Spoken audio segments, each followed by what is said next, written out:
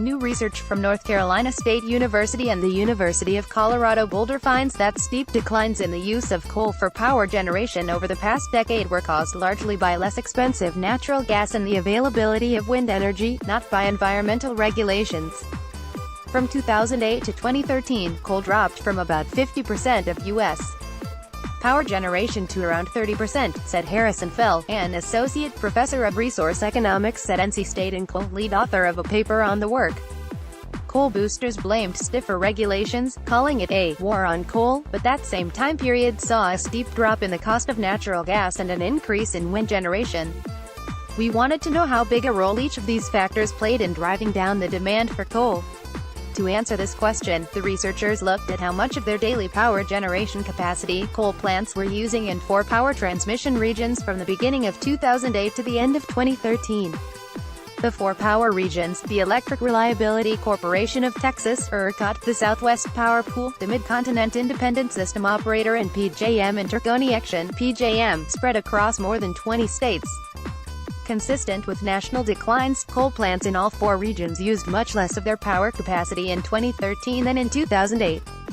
Similarly, the price of natural gas dropped in all 4 regions, and the amount of available wind power increased. The researchers then created a model that accounted for an array of variables, such as daily power demand, and ran it to see how power use would have changed in 2008 if gas had been available at 2013 prices and wind power had been available at 2013 levels.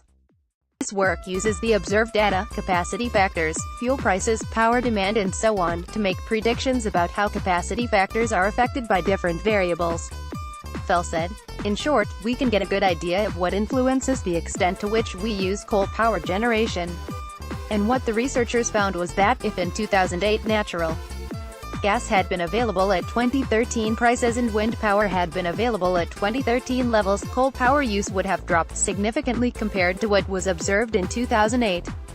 In fact, these predicted, counterfactual, 2008 capacity usages were similar to observed 2013 capacity usages.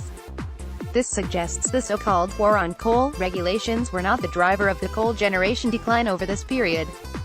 If the war on coal was what drove down power generation, our econometric models would not have predicted a drop in coal use caused by changes in gas and wind.